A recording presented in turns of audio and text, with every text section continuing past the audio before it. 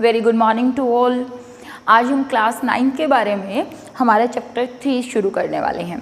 बच्चे चैप्टर 3 से रिलेटेड कुछ बेसिक्स आप ये बोल सकते हो, मैंने 3-4 लेक्चर्स और अपलोड किए थे पहले, तो आप प्लीज़ उन चैप्टर्स को थोड़ा अच्छे से, उन लेक्चर्स को थोड़ा अच्छे से देख लीजिएगा, क्योंकि यहाँ से जब हम नेक्स्ट करने वाले हैं तो वो उसके बिना आपको अच्छे से समझ नहीं आएगा। तो let we talk about atoms and molecules class 9 के लिए। बच्चे अगर हम बात करें बिल्कुल स्टार्टिंग की, एंशिएंट टाइम की, एट द टाइम साइंस इतनी डेवलप नहीं थी, ठीक है ना। उस टाइम पे साइंटिस्ट के पास ऐसे कोई इंस्ट्रूमेंट्स नहीं थे, ऐसी कोई चीज़ें नहीं थी कि वो बता पाएँ कि दुनिया में मैटर जो है वो किस चीज़ से बना हुआ है। उस टाइम पे क्या होते थे, जो फिलोसोफर होते थे, जो ऋषि महर्षि होते थे, वही क्या करते थे, अपने व्यू पॉइंट को रखते थे और उन्हीं व्यू पॉइंट को आगे एज अ थ्योरी मान के हम उसको कंसीडर कर लेते थे, या एज अ लॉ मान के उसको कंसीडर करते थे या पढ़ते थे, ठीक है ना। तो उसी सीरीज़ में सबसे पहले अगर हम बात करें, इंडियन फिलोसोफर आए जिन्होंने क्या कहा कि जो मैटर है वो पंच तत्व से मिलकर बने हुए हैं, ठीक है ना। Indian philosopher stated that matter is made up of panch tattva, 5 विभूतियों से मिलकर बने हुए हैं। व्हाट इज दीज पंच तत्व? आकाश, धरती, पानी, आग और वायु। मीन्स इन 5 चीज़ों से मिलकर दुनिया में जितने भी मैटर हैं वो बने हुए हैं। That was the view point of the Indian philosopher. Later on महर्षि कनाद आए, जो बहुत बड़े ऋषि थे। उन्होंने क्या बात कही कि डिविजिबिलिटी ऑफ मैटर का उन्होंने सबसे पहली बार आइडिया दिया था, लगभग 500 BC पहले। उन्होंने कहा कि जो मैटर है वो एक्चुअली में डिविजिबल है। मीन्स अगर आप मैटर को डिवाइड करते जाएं, इस तरीके से डिवाइड करते करते एक सबसे छोटा पार्टिकल आएगा और उस छोटे पार्टिकल को नाम उन्होंने दे दिया परमाणु, ठीक है ना। तो महर्षि कनाद ने स्मॉलेस्ट पार्टिकल डिवाइड करने के बाद जो मिला उसका नाम क्या दे दिया? परमाणु दे दिया। उन्होंने ये भी कहा कि सारे के सारे matter irrespective of their nature, कि वो फिजिकल है या फिर वो केमिकल सब्सटेंस है या वो फिजिकल सब्सटेंसेस हैं, इसके बेसिस पर, या वो केमिकल रिएक्शन है, कुछ भी है, उन्होंने कहा कि सारी की सारी चीज़ें that are made up of परमाणु, परमाणु से मिलकर बनी हुई हैं, जो कि सबसे छोटा है। तो महर्षि कनाद ने डिविजिबिलिटी ऑफ मैटर का कंसेप्ट दिया कि मैटर को छोटे छोटे पीसेस में काटा जा सकता है। उससे पहले का जो कंसेप्ट था वो डिविजिबिलिटी का कंसेप्ट नहीं था। लेटर ऑन ग्रीक फिलोसोफर आए, डेमोक्रेटिक्स आए, ल्यूसिपस आए। उन्होंने क्या बात कही? उन्होंने कहा कि अगर आप मैटर को डिवाइड करते जाएंगे, क्योंकि इन्होंने डिविजिबिलिटी की बात कर दी, तो अगले जो भी आएगा ऑब्वियस है वो तो डिविजिबिलिटी पे ही वर्क करेगा। उन्होंने कहा कि अगर आप मैटर को डिवाइड करते चले जाते हैं, एक स्टेज ऐसी आती है जब आप मैटर को और ज़्यादा छोटे पीसेज में नहीं तोड़ सकते, और इन्होंने उस छोटे पीस को नाम दिया एटम। मीन्स यहाँ से स्टार्टिंग से एटम की आप ये बोल सकते हो डेफिनेशन अराइज हुई कि एटम क्या है? स्मॉलेस्ट पार्टिकल है जिसको और ज़्यादा छोटे पार्टिकल्स में ब्रेक नहीं किया जा सकता, ठीक है। तो that was given by Greek philosopher. और बच्चे अगर हम बात करें, जैसे ही ये पता चला कि एटम्स होते हैं स्मॉलेस्ट पार्टिकल जिनको और ज़्यादा फर्दर डिवाइड नहीं किया जा सकता, लेटर ऑन अगर हम बात करें लगभग 1800 सेंचुरी के आसपास या उसके बाद लास्ट 1800 सेंचुरी में, मीन्स साइंटिस्ट को फिर क्या हो गया, लोगों को क्या हो गया कि एलिमेंट्स और कंपाउंड्स जो होते हैं उनके बारे में थोड़ा थोड़ा पता चलना शुरू हुआ कि एलिमेंट्स क्या हैं, कंपाउंड्स क्या हैं, और फिर एलिमेंट्स और कंपाउंड्स में क्या डिफरेंस है, एलिमेंट और कंपाउंड क्या होते हैं, उनके बारे में फर्दर स्टडीज़ शुरू हो गई। और धीरे धीरे ऐसे करते करते साइंस डेवलप हुई। एंड लेटर ऑन हमारे एक साइंटिस्ट थे लेवोशियर और प्राउस्ट, उन्होंने लॉज ऑफ केमिकल कॉम्बिनेशन दिए जिनको हम आगे पढ़ने वाले हैं। तो ये एक बेसिक सा कंसेप्ट था कि अलग अलग ऋषि महर्षि फिलोसोफर ने अपना अपना क्या क्या आइडिया दिया।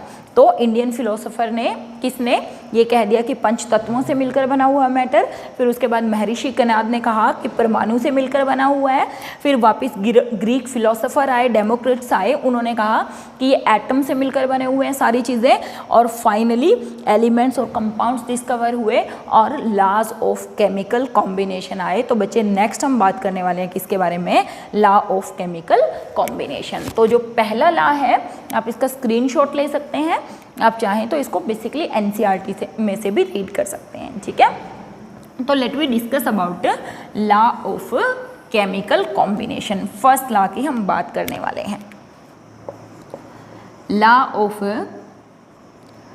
कंजर्वेशन ऑफ मास या law of इंडेस्ट्रक्टिबिलिटी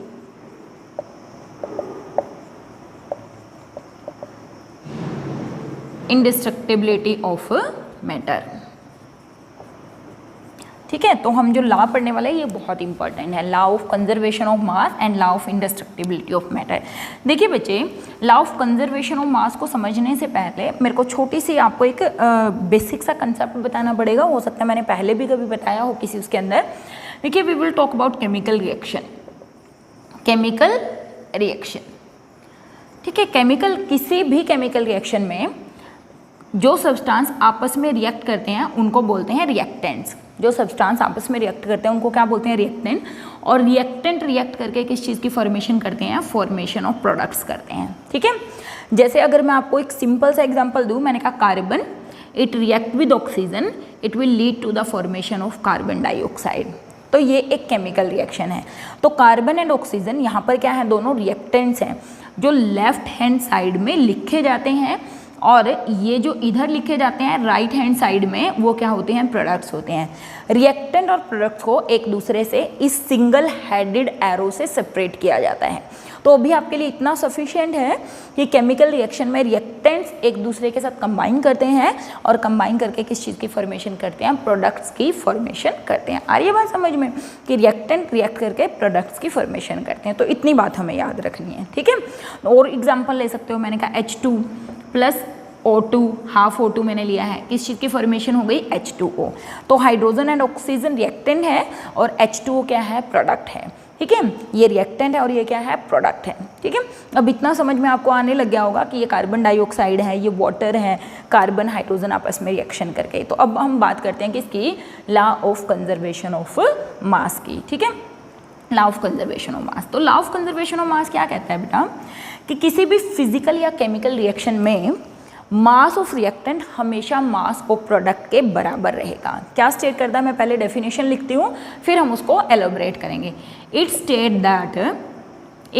that in any physical और केमिकल चेंज, या you can say chemical reaction, mass of reactants is always equal to mass of products. Mass of reactant is always equal to mass of products. ठीक है, किसी भी chemical reaction में, चाहे वो physical हो चाहे वो केमिकल रिएक्शन हो, रिएक्टेंट का मास हमेशा प्रोडक्ट के मास के बराबर होगा। और ये भी बोल सकते हैं, और mass can neither be created nor be destroyed in any chemical और फिजिकल चेंज या रिएक्शन। ठीक है, किसी भी केमिकल चेंज में, किसी भी फिजिकल चेंज में, किसी भी केमिकल रिएक्शन में आप मास ना तो क्रिएट कर सकते हैं ना ही डिस्ट्रॉय कर सकते हैं। अब इसको समझने के लिए पहले मैं एक एग्जांपल देती हूँ, फिर हम इसको वापस रिवाइज करवाऊंगी मैं आपको। देखिए, हमने कहा कार्बन और ऑक्सीजन एक दूसरे के साथ रिएक्शन करके, रिएक्शन क्या बना दिया? CO2 प्रोडक्ट बना दिया। ये केमिकल रिएक्शन है। देखिए बच्चे, मैंने आपको कहा था कि फर्स्ट 20 एलिमेंट का एटॉमिक नंबर आप याद कर लीजिए। आपने एटॉमिक नंबर याद भी किए हैं 1 to 20। और एटॉमिक नंबर के साथ साथ एक और कंसेप्ट आता है एटॉमिक मास का। तो अगर मैं बात करूं कार्बन का एटॉमिक नंबर 6 होता है, और कार्बन का जो एटॉमिक मास होता है बेटा वो 12 होता है। कितना होता है कार्बन का एटॉमिक मास? 12 होता है। तो मैंने यहाँ पे लिखा 12 ग्राम। ठीक है, अब एटॉमिक मास को अभी आप याद रखने के लिए इतना बोल सकते हैं, इतना याद रख सकते हैं कि एटॉमिक नंबर का एटॉमिक मास रफली डबल होता है। जैसे रफली, मैंने कहा एग्जैक्टली नहीं, रफली डबल होता है। जैसे कार्बन का एटॉमिक नंबर 6 है तो इसका मास नंबर कितना होता है? 12 होता है। और मास नंबर आता कहाँ से है? It is the sum of protons and neutrons जो न्यूक्लियस में होते हैं। देखिए अगर आपने प्रीवियस वीडियो चेक करी हो तो उसमें हमने कहा था न्यूक्लियस जो होता है, न्यूक्लियस में कौन होते हैं, प्रोटॉन्स होते हैं और न्यूट्रॉन्स होते हैं, है ना, और जो इलेक्ट्रॉन्स होते हैं वो ऐसे बाहर घूम रहे होते हैं, कुछ कुछ मैंने आपको बताया है। तो जो मास नंबर होता है वो यहाँ से आता है, तो जब प्रोटॉन और न्यूट्रॉन को जोड़ देते हैं, उनके मास को जोड़ देते हैं तो हमारा मास नंबर आ जाता है। और रफली अभी आपको निकालना नहीं है, सिर्फ याद करना है कि रफली मास लगभग डबल होता है किसका, एटॉमिक नंबर का। तो देखिए कार्बन का मास नंबर कितना हो गया 12। अब देखिए यहाँ पर ऑक्सीजन, कितने ऑक्सीजन है, ऑब्वियस है 2 ऑक्सीजन है, क्योंकि ऑक्सीजन अकेला तो O होता है। अब 2 ऑक्सीजन है, एक ऑक्सीजन का मास देखिए बेटे कितना एक ऑक्सीजन का मास होता है 16, क्योंकि ऑक्सीजन का एटॉमिक नंबर होता है 8, तो इसका मास नंबर कितना हुआ 16। और 2 ऑक्सीजन है तो इसका मतलब 16 × 2 यानी कि मास कितना हो गया 32। ठीक है, अब आप यहाँ पर आ जाइए। अब मुझे यहाँ पर इन दोनों का मास जोड़ना है। देखिए कार्बन, एक कार्बन है इसका मास 12 प्लस 2 ऑक्सीजन है, तो 2 ऑक्सीजन का मास कितना हुआ 32। अब जब मैंने इनका मास जोड़ा 12 और 32, इट इज़ 44 ग्राम, और इन दोनों का जोड़ा ये भी कितना हुआ 44 ग्राम। तो इसका मीनिंग सिर्फ यही है जो हमने ऊपर स्टेटमेंट लिखी है कि किसी भी केमिकल रिएक्शन में जब रिएक्टेंट आपस में कंबाइन करके प्रोडक्ट बनाते हैं तो रिएक्टेंट का जो मास होगा और प्रोडक्ट का जो मास होगा वो हमेशा सेम होगा। किसी भी केमिकल रिएक्शन में आप मास को ना तो डिस्ट्रॉय कर सकते हैं ना ही उसको क्रिएट कर सकते हैं। मीन्स अगर मास यहाँ पर 44 की बजाय 43 आ जाता है ना, तो ये गलत था। ठीक है, क्यों, किसी भी केमिकल रिएक्शन में मास को डिस्ट्रॉय नहीं किया जा सकता एक्सेप्ट न्यूक्लियर रिएक्शन, जिनके आगे हम बात करेंगे। अभी तो हम इसी पे चलेंगे। ठीक है, अच्छा अगर ये मास बेटा 44.001 भी आ जाता तो भी ये रिएक्शन गलत हो जाती। क्यों, क्योंकि इसका मतलब 0.001 ग्राम मास को क्रिएट किया गया है, जो कि पॉसिबल नहीं है, और कम आ जाता है तो इसका मतलब डिस्ट्रॉय हुआ है। तो किसी भी केमिकल रिएक्शन में मास ना तो क्रिएट होता है ना ही डिस्ट्रॉय होता है, इसीलिए sum of mass of the reactant is always equal to mass of products होता है। यानी कि ऐसे भी लिख सकते हैं, mass of reactant is always equal to mass of product. This is the first definition. This is the definition of law of conservation of mass. अब इसी चीज़ को प्रूव करने के लिए बच्चे क्या किया गया, let me take example. एक conical flask ली गई, you can take any vessel, आप एक गिलास भी ले सकते हैं, कुछ भी ले सकते हैं। एक conical flask लिया गया और इसके अंदर क्या किए गए, आइस के पीसेस रख दिए गए। क्या रख दिया गया, आइस पीसेस। ठीक है, और फिर इसको इस पूरे उसको वे कर लिया गया। ठीक है, मान लिया इस पूरे कंटेनर का जो वेट था वो 100 ग्राम था। 100 ग्राम तो वैसे थोड़ा ही हो गया, चलो 700 ग्राम था। ठीक है, क्योंकि कॉनिकल फ्लास्क का भी वेट है और कुछ आइस हमने इसके अंदर डाली हुई है। हमने क्या किया, we are talking about physical change, we are talking about physical change. तो एक कंटेनर लिया, कॉनिकल फ्लास्क लिया, उस कॉनिकल फ्लास्क में, this is conical flask, you can take any vessel, you can take glass, you can take कटोरी, आप कुछ भी ले सकते हैं। तो कॉनिकल फ्लास्क में आइस लिया, उसको वेट किया, दैट इज 700 ग्राम।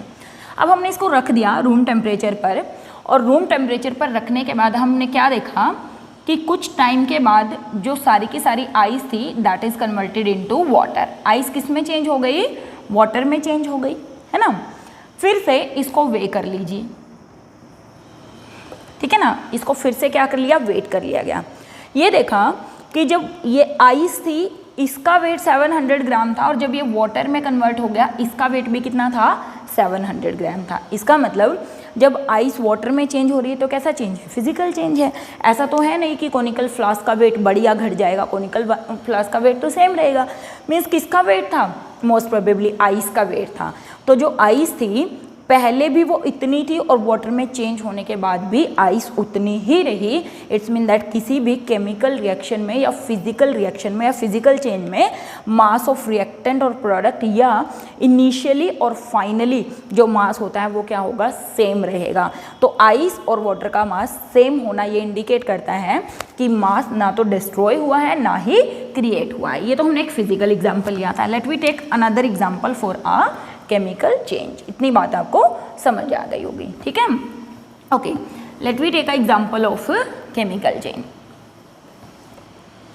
तो बच्चे हमने फिर से एक कोनिकल फ्लास्क ली, ठीक है। इस कोनिकल फ्लास्क में मैंने क्या किया, 20 ग्राम वाटर लिया और उस 20 ग्राम वाटर के अंदर बच्चे मैंने क्या किया, चलो 2 ग्राम BaCl2 डाल दिया। क्या डाल दिया, BaCl2, barium chloride. You can take NaCl as well, आप NaCl भी ले सकते हैं, कोई भी कंपाउंड, है ना। तो इसके अंदर 2 ग्राम NaCl, क्योंकि ये तो BaCl2 सॉलिड होता है एक्चुअली में, क्योंकि मैं केमिकल रिएक्शन करवाने वाली हूँ तो एक सॉलिड को अगर मैं दूसरे सॉलिड में मिला दूंगी तो रिएक्शन नहीं होगी, इसीलिए मुझे क्या लेना पड़ेगा, एक्वस सॉल्यूशन। तो इनका दोनों का क्या बन जाएगा, एक्वस सॉल्यूशन बन जाएगा। तो यहाँ पर इसके अंदर मैंने क्या लिया हुआ है, एक्वस सॉल्यूशन ऑफ BaCl2। और ये करने के बाद हमने इस कॉनिकल फ्लास्क को वेट कर लिया, वेट इट, ठीक है। उसके साथ साथ रुकिए, अभी वेट नहीं करेंगे, इसके अंदर क्या किया, BaCl2। अच्छा, फिर मैंने क्या किया, एक टेस्ट ट्यूब ली, टेस्ट ट्यूब ली। उस टेस्ट ट्यूब के अंदर मैंने क्या लिया हुआ है, aqueous solution of sodium sulphate Na2SO4। आप आसानी से बना सकते हैं बेटा सोडियम सल्फेट, मैंने आपको सिखाया है। सोडियम की वैलेंसी 1 होती है, सल्फेट की वैलेंसी 2 होती है। जब आप क्रॉस करेंगे तो सोडियम सल्फेट बन जाएगा। सिमिलरली बैरियम क्लोराइड भी बना सकते हैं। बैरियम की वैलेंसी 2 होती है, क्लोरीन की वैलेंसी 1 होती है, तो क्या बन जाएगा, बैरियम क्लोराइड बन जाएगा, ठीक है। ये चीज़ें मैं आपको ऑलरेडी सिखा चुकी हूँ, तो इसलिए आपको अब थोड़ा सा आसान रहेगा इनके लिए, ठीक है। तो चलिए, तो यहाँ पर हमने क्या लिया, aqueous solution of Na2SO4, means Na2SO4 लिया, उसको वाटर में डिसोल्व कर लिया। कितने ग्राम लिया, 2 ग्राम, चलो ये भी 20 ग्राम प्लस 2 ग्राम ले लेते हैं, ये भी हमने 20 + 2 ग्राम लिया है, ठीक है। अब क्या करेंगे, इस कोनिकल फ्लास्क में, हालांकि मैंने टेस्ट ट्यूब थोड़ी बड़ी बना दी, इधर इसको बड़ा कर देते हैं, ठीक है। अब हमने क्या किया, ये जो टेस्ट ट्यूब ली, इस टेस्ट ट्यूब को इसके अंदर ऐसे थ्रेड बांध के लटका दिया और इसको यहाँ ऊपर से बंद कर दिया, कोर्क लगा दी। यहाँ पे क्या लगा दी, एक कोर्क लगा दी, इसको बंद कर दिया यहाँ से। यहाँ पे क्या है, एक्वस सॉल्यूशन ऑफ Na2SO4। समझ आ रही है बात। एक टेस्ट ट्यूब ली, उसमें डिसॉल्व किया और इसको इसमें अटका दिया। अब इसको वेट कर लिया, इस सारे को, इसको अब मैं यहाँ से हटा देती हूँ। इसको हमने क्या कर लिया, अब वेट किया। वेट करने के बाद अज्यूम कर लिया मैंने कि 40 और 4 44 तो इन्हीं का वेट था, कुछ वेट इसका भी होगा, तो हम मान लेते हैं कि चलो इसका वेट 244 ग्राम है, इस टोटल का वेट, ठीक है ना, इस सारे कंटेनर का वेट, ठीक है। अभी तक कोई केमिकल रिएक्शन नहीं हुई है, अभी ये अलग है, ये अलग है। फिर क्या कीजिए, आप इस थ्रेड को हल्का सा लूज छोड़ दीजिए, टिल्ट कर दीजिए, यानी कि इस टेस्ट ट्यूब को टेढ़ा कर दीजिए। इस तरीके से टेढ़ा करें कि ये जो Na2SO4 का सॉल्यूशन है वो सारा का सारा इस BaCl2 सॉल्यूशन में मिक्स हो जाए। तो बेटा ये जो दोनों आपस में मिक्स होंगे, तो ये मिक्स होने के बाद BaSO4 प्लस 2NaCl ये बनाएंगे। देखिए अभी आपको ये रिएक्शन शायद नहीं आएगी, लेकिन आप इतना समझ गए होंगे कि ये दोनों तो रिएक्टेंट हैं और ये दोनों इधर जो बने हैं वो क्या हैं, प्रोडक्ट हैं, ठीक है। अब केमिकल रिएक्शन हो चुकी है, मतलब Na2SO4 और BaCl2 आपस में रिएक्शन करके क्या बना चुके हैं, BaSO4 और NaCl। कोर ऊपर से बंद थी, इसका मतलब बाहर से कुछ भी आ जा नहीं सकता है। जब आपको law of conservation of mass follow करना होता है तो आपको हमेशा बंद कंटेनर ही लेना पड़ता है। क्यों? क्योंकि हो सकता है किसी रिएक्शन में यहाँ पर गैस बन रही हो, अगर आपका कंटेनर खुला होगा तो वो गैस तो उड़ के चली जाएगी, अगर गैस उड़ के चली गई तो उसका मास क्या हो जाएगा, एटमॉस्फेयर में ख़त्म हो जाएगा, लॉस्ट हो जाएगा। तो ये रिएक्टेंट है, ये प्रोडक्ट है। अब जैसे ही केमिकल रिएक्शन हो चुकी थी, हमने इस टेस्ट ट्यूब को ऐसे इसके अंदर उड़ेल दिया था, ठीक है, ऐसे इसके कंटेनर को ऐसे इसके अंदर उड़ेल दिया था, मीन्स किसी भी तरीके से, तो रिएक्शन हो चुकी थी। अब वापस क्या कीजिए, इसको वेट करिए, वापस वेट करिए। वेट करने के बाद ये पाया गया कि इसका वेट अभी भी 244 ग्राम ही था। हालांकि 244 नहीं होगा, इनका मास हमें देखना पड़ेगा, फिर उसको जोड़ना पड़ेगा। अभी तो मैं आपको सिर्फ जर्नल एग्जांपल दे रही हूँ कि इसका वेट इतना था, 2 ग्राम लिया, लाइक दिस, ठीक है। तो हमने कहा कि टोटल जो वेट हुआ वो कितना था, 244 ग्राम पहले था, अभी भी कितना है, 244 ग्राम है। मीन्स केमिकल रिएक्शन होने से पहले भी वेट इतना था और केमिकल रिएक्शन होने के बाद भी वेट उतना ही है। It's mean that we can say that this reaction verify the law of conservation of mass. तो कोई भी केमिकल रिएक्शन इस लॉ को हमेशा फॉलो करेगी। मास can neither be created nor be destroy, किसको छोड़ के, एक्सेप्ट न्यूक्लियर रिएक्शन। अब बेटा न्यूक्लियर रिएक्शन क्या होती हैं, वो बाद की बातें हैं। मीन्स न्यूक्लियर रिएक्शंस पर law of conservation of mass apply नहीं होता है, ठीक है ना। किस पर, न्यूक्लियर रिएक्शन पर law of conservation of mass apply नहीं होता। तो ये एक छोटा सा कॉन्सेप्ट था, पहला लॉ था जिसको हमने विद एग्जांपल प्रूव किया है कि किस तरीके से मास ऑफ रिएक्टेंट हमेशा मास ऑफ प्रोडक्ट के बराबर। अगर ये दोनों का मैं कहूँ 1000 था ना, तो इनका भी 1000 रहेगा। अगर इनका 2000 था तो इनका भी 2000 रहेगा। इनका 20000 था तो इनका भी 20000 रहेगा, जितना भी होगा, मीन्स हमेशा। और प्लस कोनिकल फ्लास्क, और इसका वेट तो है ही, है ना। तो किसी भी केमिकल रिएक्शन में उसका वेट हम निकाल देंगे कोनिकल फ्लास्क का मेजर करके इनमें से, तो हमें इन दोनों का वेट पता चल जाएगा। तो this is the law of conservation of mass in a chemical reaction. Let me move on the next law, that is law of constant composition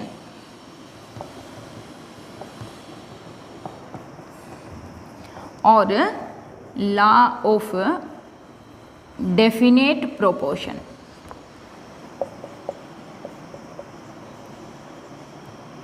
देखिए इसका मीनिंग क्या है। इसका मीनिंग ये है कि किसी भी कंपाउंड में जब एलिमेंट्स आपस में कंबाइन करके कंपाउंड बनाते हैं, देखिए बच्चे जितने भी मैंने अभी वहाँ पर लिखे थे वो सब कंपाउंड हैं, या जितने भी मैंने आपको बनाने सिखाए वो सब कंपाउंड है। NaCl, Na2SO4, KCl, KNO3, जितने भी हमने बनाए हैं वो सब बेसिकली कंपाउंड हैं। जब 2 या 2 से ज़्यादा एलिमेंट एक दूसरे के साथ कंबाइन करते हैं तो किसकी फॉर्मेशन करते हैं, कंपाउंड्स की फॉर्मेशन करते हैं, ठीक है। आपने फर्स्ट लेक्चर में भी एलिमेंट और कंपाउंड के बीच में डिफरेंस पढ़ा हुआ है। तो अगर मैं लिखूँ, मैंने कह दिया MgO, CaO, Na2SO4, NaCl, BaCl2, ये सब क्या है, ऑल दीज आर कंपाउंड्स और सोल्ट्स बोलते हैं इनको, ठीक है। तो ये लॉ क्या कहता है कि किसी भी एक पर्टिकुलर कंपाउंड के अंदर जो भी एलिमेंट उसको मिलकर बनाते हैं, जैसे मैं बात करूं मैग्नीशियम ऑक्साइड है, चलिए इसको छोड़िए, वाटर ले लीजिए, H2O है, इसका फॉर्मूला तो सबको पता है वाटर का, H2O। लेकिन अभी अभी मैंने आपको बताया कि जो हाइड्रोजन होता है बेटा, हाइड्रोजन का एटॉमिक नंबर 1 होता है और हाइड्रोजन का मास नंबर भी 1 ही होता है।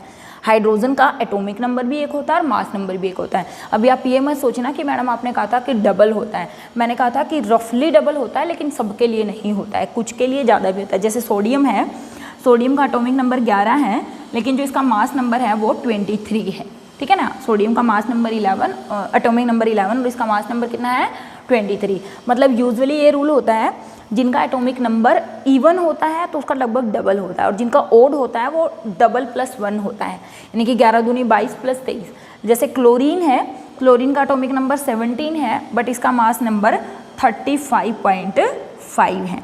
बाकियों में मोस्ट प्रोबेबली डबल है, कुछ एक्सेप्शन है, जैसे हाइड्रोजन का एटॉमिक नंबर भी 1, मास नंबर भी 1, सोडियम का atomic number 1, mass number 23, chlorine का एटॉमिक नंबर 17 और मास नंबर 35.5 होता है। चलिए, तो यहाँ पे हाइड्रोजन, 2 हाइड्रोजन है, एक हाइड्रोजन का 1 है, तो 2 का कितना हो गया, 1 × 2 यानी कि 2, प्लस ऑक्सीजन का कितना है 16, अभी हमने बात करी थी, तो टोटल मास कितना हो गया दैट इज 18 ग्राम, यानी कि वाटर का एटॉमिक वेट या एटॉमिक मास कितना होता है, 18 ग्राम होता है।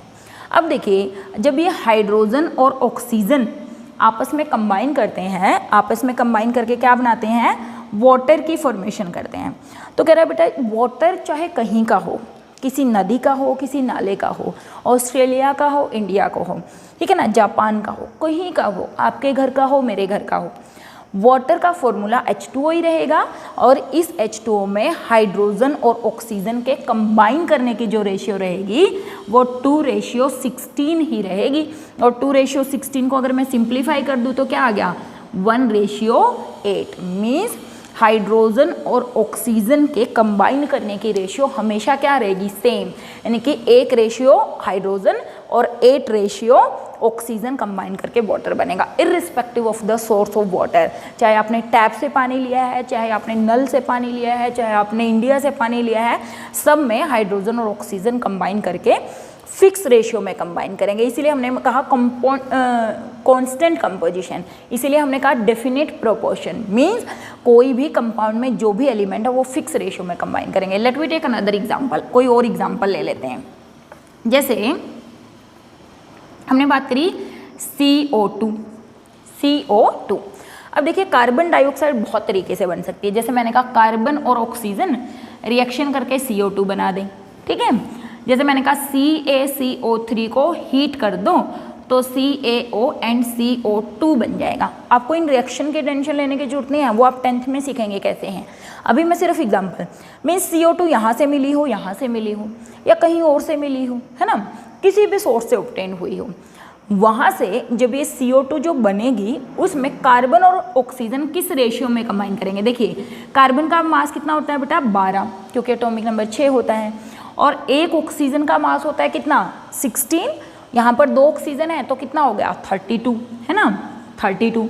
अब इनको सिंप्लीफाई रेशियो में अगर मैं करूँ 4 से डिवाइड कर देती हूँ, 4 8 दा 32। मीन्स कार्बन डाइऑक्साइड किसी भी सोर्स से ऑब्टेन हुई हो, चाहे वो कार्बन ऑक्सीजन को रिएक्ट करके हुई हो, चाहे वो कैल्शियम कार्बोनेट को तोड़ के हुई हो, चाहे वो आपको किसी और सोर्स से ऑब्टेन हुई हो, कार्बन डाइऑक्साइड में कार्बन और ऑक्सीजन हमेशा एक फिक्स रेशियो में कंबाइन करेंगे, और वो फिक्स रेशियो क्या है, 3:8। होप आपको ये बात क्लियर हुई होगी कि किसी भी कंपाउंड में एलिमेंट्स एक फिक्स रेशियो में कंबाइन करके कंपाउंड की फॉर्मेशन करते हैं। इसी लॉ को बोला जाता है लॉ ऑफ कांस्टेंट कंपोजिशन या law of definite composition by mass भी बोल सकते हैं। बाय मास मीन्स मास की रेशियो उनकी क्या रहेगी, फिक्स रहेगी। तो हम इसको लिख लेते हैं, what we understand by law of constant composition, law of definite proportion by mass. In any compound, in any compounds elements